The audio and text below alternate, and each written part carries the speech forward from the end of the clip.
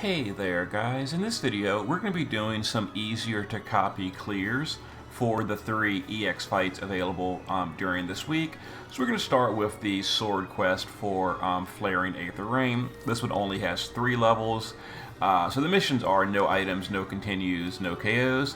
Now, you can bring a friend unit, and I recommend you grab your strongest friend possible, and it'll be a lot easier. But we're not going to bring a friend because we don't really need to. And we're going to just use 3 units, although really just 1 unit. Because this fight is overall really not that bad if you have the proper, the proper team. So we're going to take just the best breaker we have, which for me is going to be Venera for a turn 1 break. We're going to bring an Omni Cover tank just to make it nice and easy and take 0 damage for the first few turns. And then we're going to take 2B to deal all of the damage. Now, I am not taking a friend, and I am leaving 2 party slots completely empty. You should absolutely take a friend, bring more damage dealers, and make this way easier on yourself. But I'm showing you that you technically don't have to. So what we're going to do, we're going to use Esther to... We're going to Omni Cover. Then we'll do True Storm and Energizing Bunny. We'll use Venera to just break the boss, and we'll use 2B to do her LB. Now her LB is just for the shifted LB. That's just for the modifier buff and all that. Okay, some attacks on Esther. Now we're using Dark and Fire Resist on Esther, as well as Evasion in the shift form. So this turn, 2B can do her Light Imbue, her Big Light Amplify, as well as a Human Killer buff, and Esther can just triple chain Bolting Strike. Let's see, actually what we're going to do, we're going to Quantum Storm herself and then double chain Bolting. So we're only really going to chain the last hit of 2B, and there it is. A little bit of bonus damage. Wow, that's a lot of damage. But anyway, and we can just guard Venera. Okay. So here's some fire and dark damage on the party. With Imperils, we are immune thanks to Esther.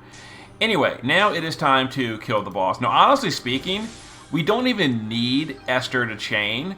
And actually, just to show that, we're just going to use 2B as our damage dealer. And that's it. We're not even going to use Esther.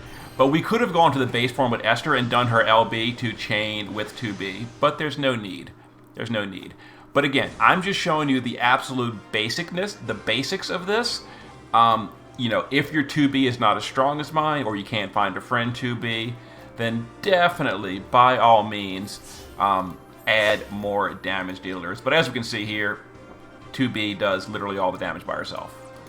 So let me go ahead and show you the party that we used. And then we'll pop over to the next fight. So we'll just jump in here real quick. And we didn't take a friend.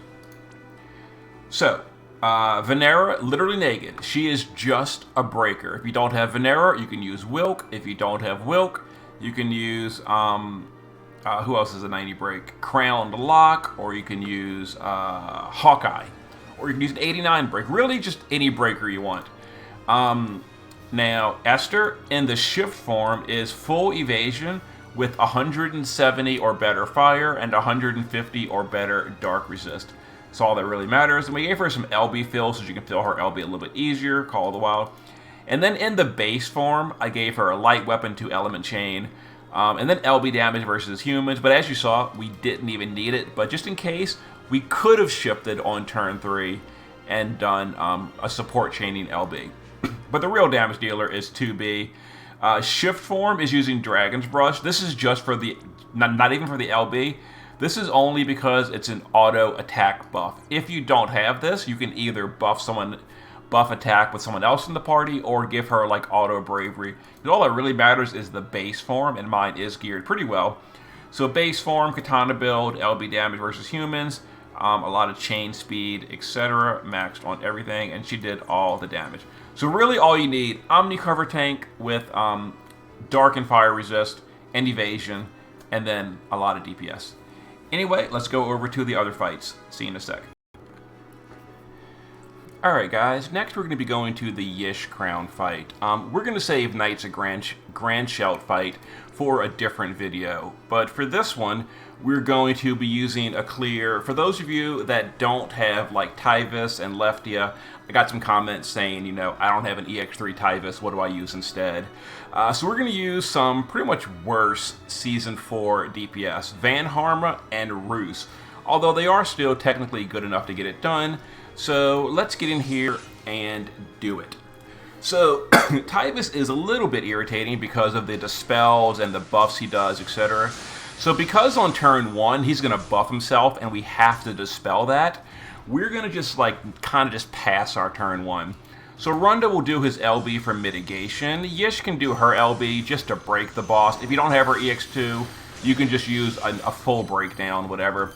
We'll use Ihana's LB for the buffs, and then Roos and Van Harma can just guard because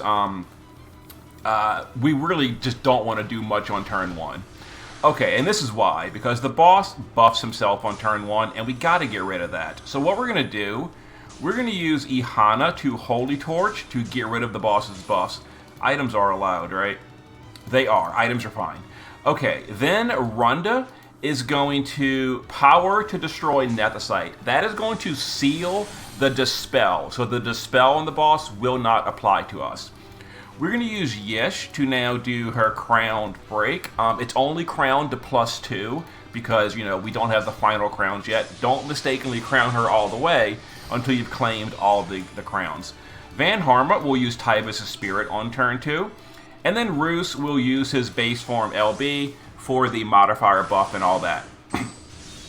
Okay, and I'm pretty sure that actually Water Imperils too, doesn't it? It does. Okay, so this turn, because we Nethicited, we're not going to get dispelled. We sealed the dispel. There we go. No dispel on us. Perfect. Now we're going to deal a little bit of damage. So Ihana will go ahead and do some human killer. So we're going to human rune on both of our DPS. Although Roos is going to just shift here, and we're going to do more setup for him. His big burst is coming next turn. In the shift form, we're going to use both the cooldowns and his Magnus. But we are going to DPS with Van Harma. We're going to use his LB, and then we'll just use Blue Wave or some kind of support chaining. You could use triple bolting on Yshe and Runda, but really whatever, just support chain. And go ahead and deal some damage here. So we're going to cap Van Harma's LB.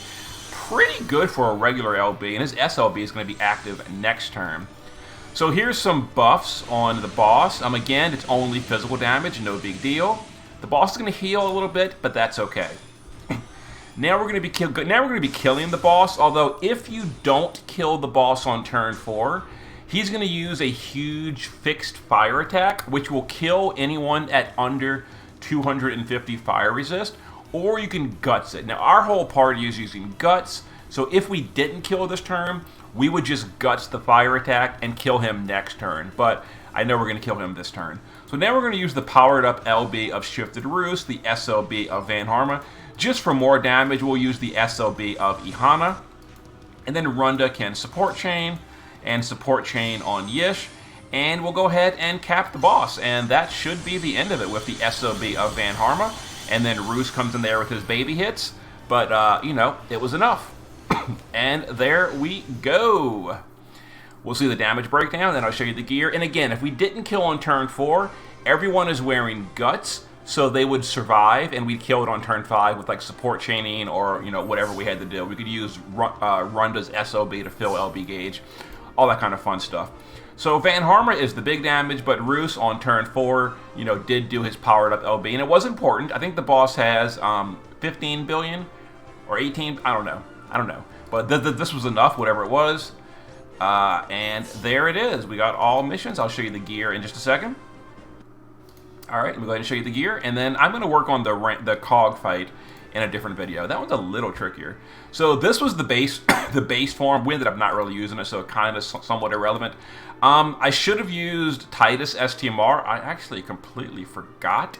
Whoops. But okay, it was fine. But yeah, if you have it, Titus STMR, real good here. I totally forgot about that, but definitely wear it on a Roos if you have it. Shift form, we are using an axe build because Van Harma does a big axe imperil.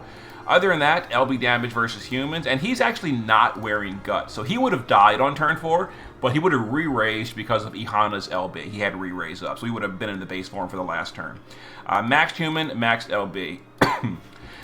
Van Harma is just using his Axe build, using Guts with Lucid Lenses, and then LB damage versus humans, and then Typhus' Spirit, a decent card, and then he is maxed on LB, maxed on Human Killer.